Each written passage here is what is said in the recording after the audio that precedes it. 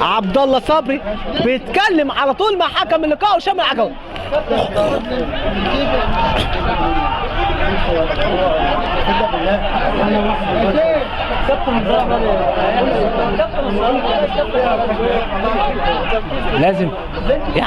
لازم نخرج بروح القضيه في الدوري. لازم نشوف، مش عايزين نشوف كده في الدوري القسم الثاني. شامل عجواني، وهنا مصطفى مسعد بيتكلم مع المساعد الثاني عبد الله صبري.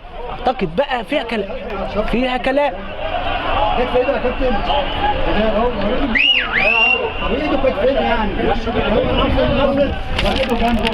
لا لا لا لا ما فيش في ده قصد يابا. هي لو جت في ايده، هي لو جت في ايده وهي راح هناك كده جول.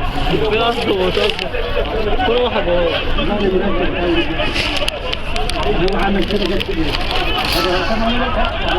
شوف لسه حتى الان يعني كلام في الملعب. محسن شفيق بيطمن ونازل هنا على طول. علي خضر كله راح يعني بيشوف، بيتكلم مع حكم اللقاء شامل العجواني والمساعد الثاني عبد الله صبري. حكايه ثانيه يا ساده في اللقاء. مش هيحسبها خلاص والله لو قعدوا نص سنه. الجون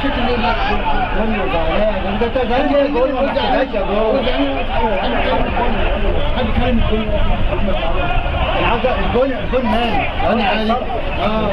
صادق يا عم. شوف بقى الراجل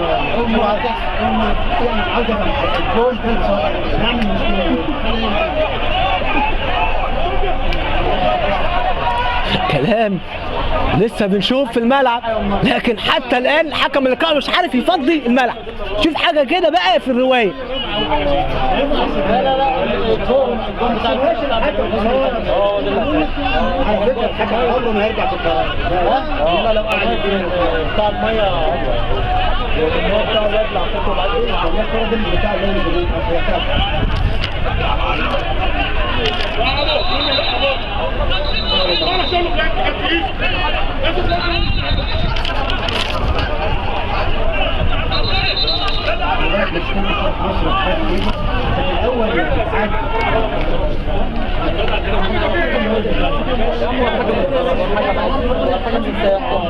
مصر